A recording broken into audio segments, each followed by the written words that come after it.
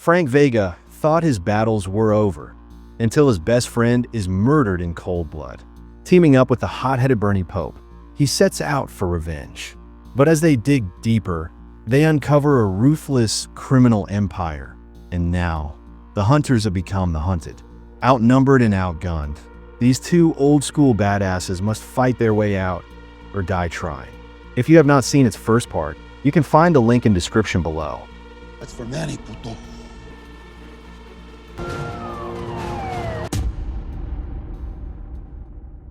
The movie starts with a brief flashback, where we see how Vietnam War veteran Frank Vega becomes famous after he takes down two skinhead thugs on a bus. They were harassing people and trying to attack an elderly man when Frank stepped in. Someone recorded the fight and uploaded it to YouTube, where it quickly went viral. Because of his bravery, Frank is honored by the police. 3 years later, Frank is working as a boxing coach, teaching the student to fight. He lives in the same building as Bernie Pope, a grumpy man with agoraphobia who runs the liquor store on the first floor. That night, one of his boxing students, Manny, who is getting ready to debut for his professional match, watches a video of his upcoming opponent, but Manny leaves early after receiving a text message. Before leaving, Manny gives Frank a cell phone with a video he recorded on it for him. The video is Manny thanking Frank for everything he has done for him, and how much Frank means to him, becoming a second father after the death of Manny's father. On his way home, Parks encounters 3 men, including Adolfo Herrera, a drug dealer. Adolfo is furious at Manny for taking some of his profits. Adolfo's men try to kill Manny, but he manages to fight them off. However, when Manny turns his back to confront Adolfo, he is suddenly stabbed from behind and killed instantly. That night, a police officer named Malark visits Frank's house to inform him about Manny's death. The next day, Frank goes to Manny's memorial at his house and comforts his mother, Rosaria, and his little sister, Julia. Rosaria begs Frank to help finding Manny's killers, but he refuses, saying the police are already handling it. The movie shifts to Bernie, who is about to close the store when Frank arrives to buy a beer. Bernie gets annoyed, complaining that Frank always comes late at night, which frustrates him. While they argue, a group of armed men storm in and try to rob the store. As always, Frank fights them off, saves Bernie, and hands him over to the police. Officer Malark then tells Frank Manny had narcotic pills on him, suggesting he was involved in drug dealing when he died. Frank is shocked and refuses to believe that his student was involved with drugs. The next day, Frank gathers all his students and warns them that if any of them are caught dealing drugs, he will personally kick their ass. Afterward, he pulls aside one of his students, Tucson, who is also a close friend of Manny. Frank asks how long Manny had been involved with drugs, but Tucson acts like he knows nothing and quickly leaves. Frank doesn't believe Tucson and decides to follow him. He trails him to an apartment complex where Tucson is caught receiving pills to distribute. Frank confronts him, and Tucson admits that Manny had been selling pills for a few months to support his family, but planned to quit after his pro debut match. Tucson then leads Frank to the room where he got the drugs. Frank kicks the door open and finds 2 men inside. Without hesitation, he knocks them out, gathers all the pills, and burns them. Before leaving, he warns the men that if anyone dares to contact Tucson again, he will kill them. After this, the movie shifts to Adolfo and his father, Leandro, an Argentine diplomat and the local cartel leader. Adolfo tells his father that someone burned their $250,000 stash of pills. Enraged, Leandro warns his son that if he doesn't kill the person responsible, he will no longer be his son. Back at home, Frank gets drunk while tearfully watching Manny's video again.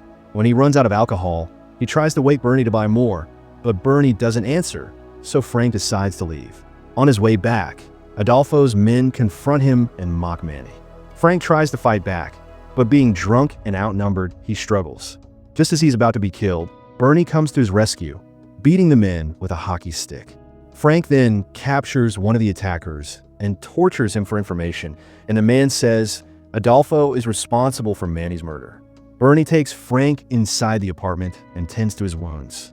While helping him, Bernie opens up about his past. He was once a talented hockey player in the minor leagues and dreamed of becoming the first African American in the NHL. However, an injury forced him to retire early. Later, he developed a rare liver disease, but due to his age, he isn't eligible for a donor list, leaving him with only 6 months to live. Wanting to make his time count, Bernie offers to help Frank. Frank accepts, and the two set out to find Adolfo. The next morning, Bernie opens his garage door and tries to use his car for their mission to find Adolfo, but the car breaks down. With no other choice, they take the bus. They arrive at an apartment on Arson Street, where they meet a female cop named Carmen. They ask her for Manny's belongings from the evidence room, but she refuses at first, not wanting to risk her job. However, Frank manages to convince her. Going through Manny's contact list, Frank and Bernie find the location of a supplier. A clue takes them to a teen party, where they find a man named Hammer. After torturing him, they manage to get another lead, Adolfo's exact location at Villa Costa in Malibu. Meanwhile, Adolfo is swimming when his men arrive to inform him about the previous night's incident, where Frank and Bernie took down his crew, including Hammer. Furious, Adolfo questions how two old men could defeat his strongest guys. The black dude warns him that Frank and Bernie are not ordinary and will be coming for them soon. Adolfo then orders him to take care of Frank immediately. Meanwhile, Bernie and Frank are on their way to the gym when it suddenly explodes. The police arrive quickly, and Officer Malark warns Frank to stop digging into Manny's murder and to stay away from Adolfo, calling him extremely dangerous. He tells Frank that the explosion is a clear warning. However, Frank and Bernie refuse to back down, ignoring Malark's plea. Just then, Rosaria arrives and takes them both into her house for the night. The next day, Frank and Bernie take the bus to Adolfo's house in Malibu. When they arrive, the residential security refuses to let them in, but Frank bribes the guard with a pack of weed, saying, "Rules are made to be broken." Once inside, Adolfo confronts Frank, leading to a brutal fight. Just as Frank is about to land a final blow, security intervenes, holding him at gunpoint in hopes of impressing Adolfo for a raise. However, Adolfo refuses to let Frank walk free. As he prepares to kill him, Bernie ambushes the guards, creating an opening. Seizing the moment, Frank stabs Adolfo in the eye with a screwdriver. As he is bleeding, Adolfo reveals that the real mastermind is his father, Leandro, who can be found at the Argentine consulate. Since capturing Leandro at the embassy is nearly impossible, Frank forces Adolfo to set a trap and lure his father outside. Once Leandro arrives at a restaurant, Frank ambushes him and hands him over to the police.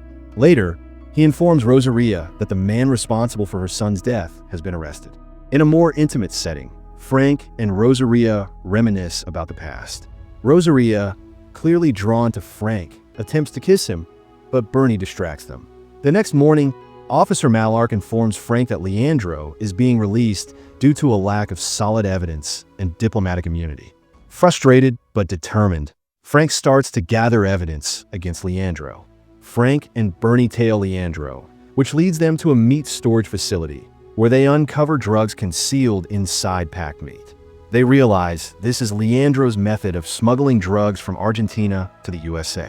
As they search the facility, two guards spot them. Bernie claims they are from the Health Commission, inspecting the meat quality. However, when the guards demand to see their badges, they have nothing to show. Suspicious, the guards realize they are intruders and immediately open fire, and quickly capture them and lock them inside a freezing storage room until Leandro arrives. Leandro demands that Frank either replace the destroyed drugs or pay him $250,000. He tells him if Frank refuses, they will go after Rosaria. Meanwhile, Rosaria is at home with her daughter when she hears a noise in the kitchen. She goes to check, but two masked men, one is Black Dude and another is Adolfo, ambush her and kidnap her in the car. Back at the facility, Frank and Bernie manage to break free and escape the freezing room. They rush to Rosaria's house, but find only Julia, who tells them that two men took her mother. Frustrated and unsure where to locate Rosaria, Julia suggests tracking her mother's phone. She shows Frank the location on her mobile. Frank then leaves Julia with a neighbor for safety and sets out to rescue Rosaria. As Frank and Bernie argue about the fare since they can't afford it, Tucson arrives just in time and offers to drive them to the location. They drive up the mountain, following Adolfo with the help of Julia's tracker. Adolfo knows the two old men have escaped and are coming for him, so he sends Drake in a helicopter to hunt down Frank. As bullets rain down from above, they escape into the forest, using the trees for cover.